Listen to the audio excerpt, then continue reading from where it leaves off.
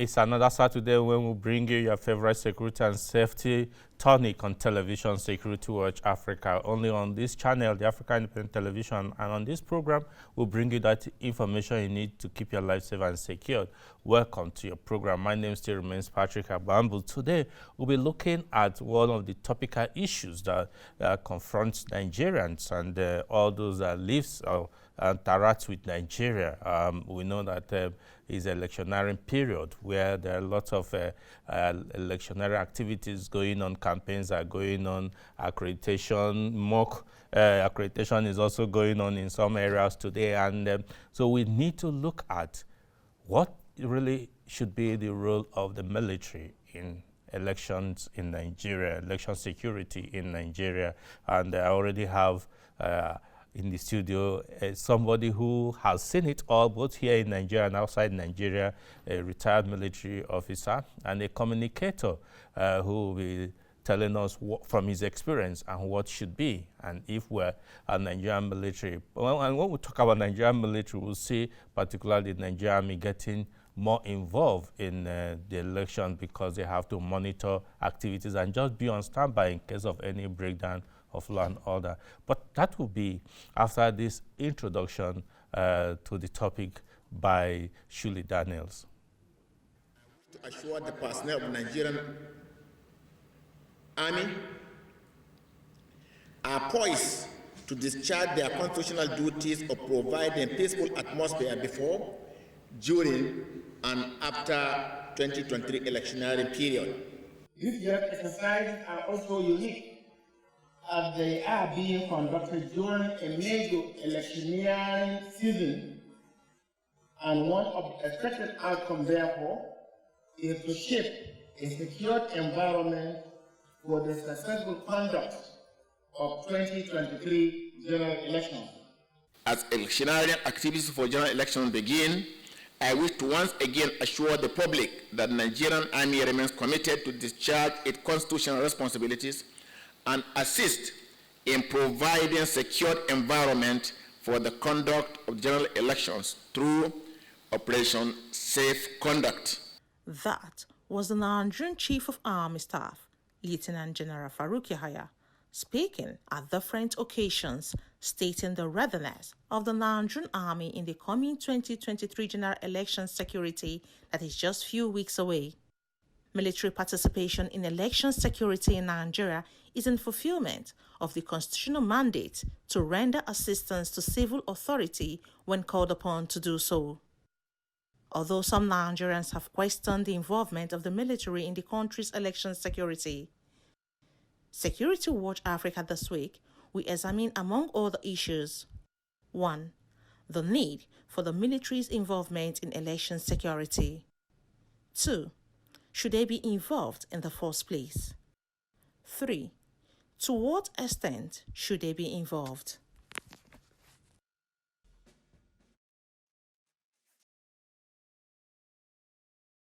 Welcome back. Yes, you had your questions, and I'm sure that before the end of the program, we'll get answers to those questions. Yes, let me unfold our guest in the studio. It's no other than Brigadier General Sani Usman. Sani Usman is also a member of the National Institute, the MNI, and also, though retired but not tired, he's been very, very active even outside service. He's a communicator, instructor all over, and has experienced elections in Nigeria and beyond. It's a pleasure to have you in the studio. Thank you very much for having me on your program. Yes, of course, you heard the intro and you've seen the topic.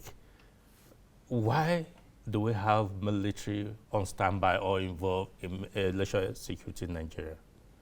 Well, first and foremost, the involvement of the military in the political process or election process in the country is twofold. One, they are bona fide citizens of this country, so they have civic duties and responsibilities. They have the right to elect a particular candidate. However, I know that there are procedures in which they do that. Take, for instance, during election day, they will not go there in uniform, they will go there in mufti. and they will not influence or anybody to vote or not to vote a particular candidate, not even the members of their family, and they will not carry any arm or missile or whatever of any kind. Just like any other citizens, they have that duty and responsibility. Now, if you look at the constitutional requirement in which the president has the duty or the prerogative to deploy the military whenever there is need.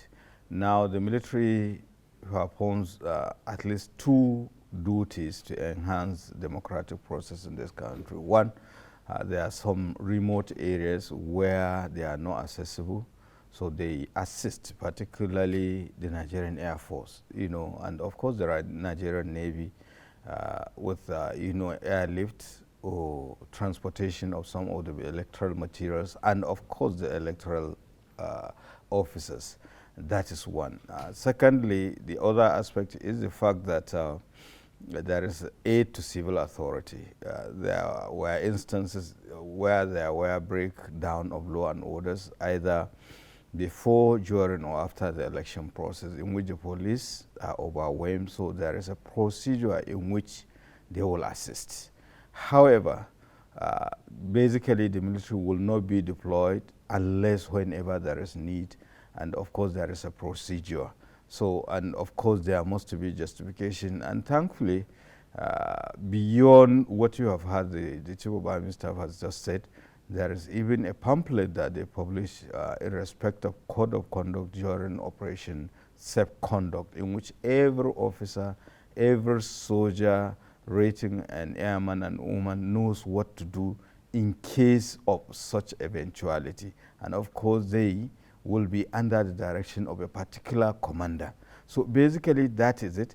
And you remember, because of the precarious security situation, you tend to see military more on the street, unlike other countries where they are not experiencing the security challenges that we're experiencing. Take, for instance, we have the military are involved in one internal security operation or the other, almost all the states of the Federation, including the Federal Capital Territory. And basically that is it. But beyond that, they don't participate in the electoral process, except as citizens to go and vote, but they assist the police in case of eventuality. So, okay. So, for instance, some military personnel are maybe in the entourage of the state governor, for instance, and he desired to go during the election or during campaigns. Are the military men supposed to still escort him? I think that is an imagination, because I don't think there is any state governor that has any detachment of military personnel attached to him or her. Possibly what you should be talking about, there are certain people by right, take for instance, I know that they have the attachment of some military. Take for instance, the Honorable Minister of Defense, for instance. He's also a politician, mark you, and he has escort. Now, those are the kind of people we should talk, or the various committee chairmen of either Defense, Army, Navy, or Air Force in the National Assembly, be it the Senate or the House of Representatives. But state governors, local government chairmen, and other than the President, Commander-in-Chief, I don't think anybody has any military detachment beyond those people that I've mentioned. But is it appropriate for the escort to participate or to escort him or her when he or she is voting? I think no. I have not heard of such instances, and I don't think it is advisable.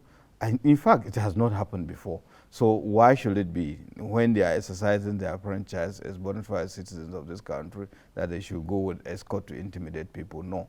What I'm trying to say here is that even at that, care is taken to ensure that the electoral process is not influenced by those people that have, legitimately have the benefit or the privilege of having military escort with them. Basically, political campaigns, electoral process, they stay far away.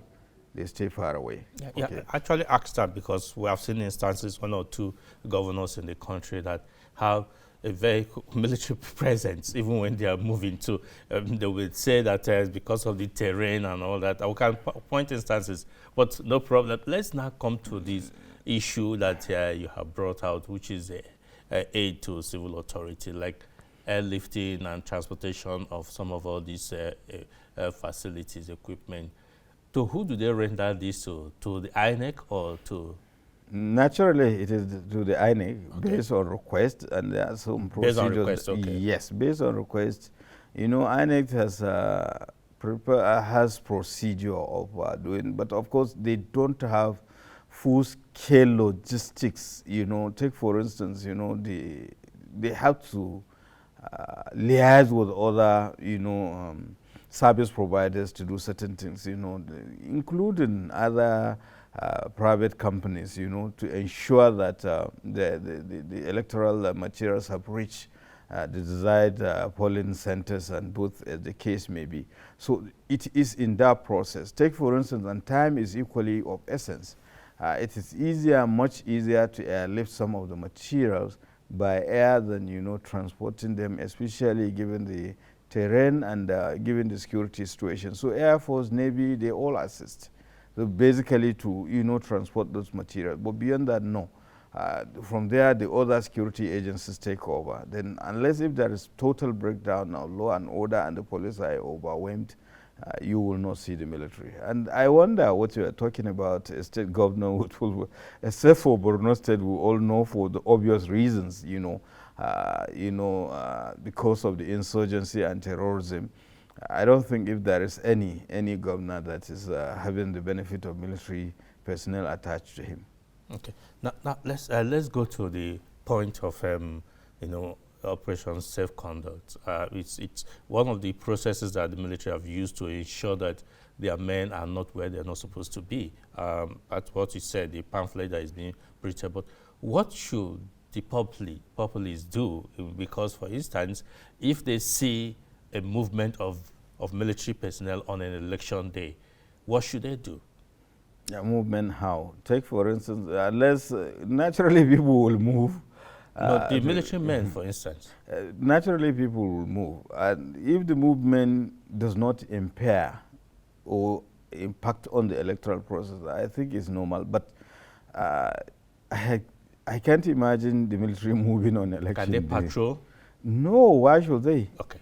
Well, the whole essence of security lies on the police and other security agencies than the military. Yeah. The military observe and monitor things. And I know they always have an operation room in which it has the complement of other security agencies, and usually at the headquarters, in which they monitor activities. And so if there is any need for the military, they are always on standby in their respective, you know, holding areas or cages, as the case may be, which they will be deployed. But even at that, there must be need for it. And the circumstances are clearly spelled out if there is total breakdown and when people's lives are threatened. You know, so beyond that, and even at that, it has an entry and exit strategy and the procedure of handing over whenever law and order is restored. Okay. Because I'm sure that with the new technologies being introduced by INEC, we may get to a point where there may not be total breakdown, law and order. But post-election, physical, for instance, when there are reactions and maybe people reacting to what the result says, can we also see them in action? Well, I won't say whether yes or no, simply because we are hoping and praying that sufficient enlightenment, all the political actors, by that I mean the political parties and all those involved, you know, contesting elections and well-meaning Nigerians, they will impress it on all other Nigerians that, look, we are running a democratic process naturally in a democracy whenever, and to strengthen democratic governance is through the ballot box. Now we have a general election, so people should exercise patience and understanding. Naturally, there will be winner and naturally there will be loser. You cannot have, you know, two people elected at the same post at the same time. And we should respect that. And thankfully, I think there is even a committee, in which some of these key players were made to sign some undertakings, and that is how it's supposed to be.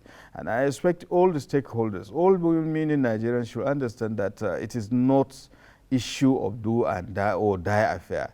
It's a normal process that in 4 years' time, even if you made a mistake of electing the wrong person or the wrong party, you have the opportunity of changing them whenever after the 4 years, or even before then. There are the provisions of recalling people. So we should take advantage of more enlightened and civilized ways of strengthening our democracy, not to take the law into our hands. So we hope and pray that we will not have the semblance of those instances where we have post-election violence, even though Nigeria is notorious for electoral violence since 1964 up to this time. But I think things are getting better, and we owe it as a point of duty to counsel whoever that we need to counsel that for violence doesn't pay. There are better and more civilized way of resolving conflicts, especially the electoral process. We have a very up and doing judiciary that we need to actually have confidence in them to do justice in case if your candidate do not win. Yeah, viewers, if you are joining us, this is your program, Security Watch Africa, and we're looking at military involvement in election security in Nigeria, how desirable. And with me here in the studio is Brigadier General Sani Usman, retired, not tired. It's a pleasure you are discussing with us. Now, we're going to come to the point where I want us to look at, their presence, the military presence. They said about almost all the states, including the Federal Capital Territory. Why is it so? Well, I had made mention of the fact that because of the various security challenges, across, hardly you have any geopolitical zone in the country that is not experiencing one security challenge or the other. Is it secession, agitation, terrorism and insurgency, banditry, kidnapping, herders, farmers, then you have the cultism and so on and so forth, and even the political violence as it is. So these are some of the reasons that made the military to be deployed for internal security operations. And I think it is simply because we neglected the time-tested conflict resolution mechanisms and the nuances of democratic governance, because most of the issues, some of the security challenges that we're experiencing, it is not just the way it is. We have to go down to address the issue of root causes, both remote and immediate causes of that, because there is a limit to which military can solve a problem anyway. Yes. So the bottom line is issue of governance, either good or bad governance. So we have to look at all these issues. Take, for instance, there are certain issues that it could be even distribution of resources. It could be water, it could be land, it could be anything. If the people are given sense of belonging, they will be able to tolerate each other, not to to resort to self-help that will warrant the deployment of security forces. And these are some of the issues. And sadly enough, instead of strengthening some of the institutions so that they can be able to assist people in dealing with the problems, we are kind of not addressing it. Take, for instance, people were clamoring for the autonomy of the local government system. Sadly enough, we have a group of people that are against the autonomy of the local government system, not knowing that local government system is one of the tiers of government in the Federal Republic of Nigeria. I mean, in our country, you have the federal government, you have the state government, you have the local government. It is a constitutional provision. You cannot wish it away by simply because of pecuniary or material gains. It's the established system that will help in stabilizing our system. And unless we go back to those issues, we'll continue to be having some of these security challenges, because invariably, take any of the security challenges, they are local. Local in the sense that they possibly it is a state. Yes, some of them, they are transnational even, but in most instances, it's a particular state, a particular local government, a particular town or district, and a particular community. And had it been that the local government system is working, they will help in the security issues. And apart from that, there are certain issues. Take, for instance, the social security of the people. Problems that could be solved locally. It might not necessarily be security, but sometimes the problems will escalate to become a security challenge. But you have nowhere to anything, you start running to the state. The state will start running to the federal government, neglecting issues that could have easily be dealt with. And if you look at it, even the traditional rulers that we go and pay homage that, and all the rest, they're highly respected, highly revered. There is no single traditional ruler that is above a local government chairman in this country. And yet, the irony in the Nigerian society is baffling. Yeah. So why don't you strengthen those institutions, make them workable so that you can ease some of the problems that the state and the federal government is dealing with? Okay. Now, I did ask why do we have them because some people will feel that military, there are places in the barracks, and they should be in the barracks, and only when institution is out of harm, maybe like states where we have obvious terrorism or insurgency, that we can see them come out. But some other places where seemingly is issues of kidnapping and armed robbery, they shouldn't be there. Some feel that the military don't want to go back to the barracks. No, how true is that? I think it is not correct in the sense that the military doesn't deploy itself. The military is being deployed. And in all the instances that I could remember, procedures were followed. In fact, if you look at all the issues, will you wait for people to kill people, to destroy public properties, to destroy private properties, trillions of naira, to be destroyed overnight, simply because you want to follow certain, procedure and all the rest? So these are some of the issues. We should look at the peculiar situation in which the deployment of military in Nigeria become expedient. But is it always so? I think the answer is no. We should take advantage, just like I earlier mentioned, take advantage of some of these mechanisms and use them. Address the root causes of some of these issues instead of everything you just slap the people with the deployment of security forces. No, sometimes it's even simple dialogue, visitation, knowing what is the problem. Because we have had instances, people will be killed and nobody will even go to sympathize with them, let alone finding out what is the problem, let alone, think of compensation or resettling the issue. You just deploy security forces. The security forces, they might not be familiar with the circumstances that brought about that conflict. Sometimes, like I told you, it is even a traditional title, that is the problem. You gave the wrong person, so the people have the right to agitate and opt for another person, and before you know it. And so these are some of the issues that I'm talking about. And beyond that, again, we should be talking to ourselves. We have not been talking to ourselves. If we have been talking to ourselves, definitely we should understand and appreciate what other people are going through and see how best we can. And by the way, if you look at it, we have the concept of community policing system since 2013 or thereabout. To what extent have we gone far with it? No. But even the policing system itself, where are the mobile police? To what extent have we strengthened our policing system to be able to detect, prevent crime in this country? So these are some of the issues. But beyond that, and most importantly, the circumstances of an average Nigerian, we should be able to have a social security set nets, so that the criminal-minded people will not be, luring them into crime. But giving an average Nigerian sense of belonging so that he or she can patriotically, give the best he could. Take, for instance, sometimes in most instances, people do not even know what to do. There isn't special security education, but beyond security education, what is the level of relationship between the people that are governed and the people that are governing them? People had to be given some sense of belonging so that they would know that the government is there for them. Those people in the position of authority, they are there for their well-being and welfare.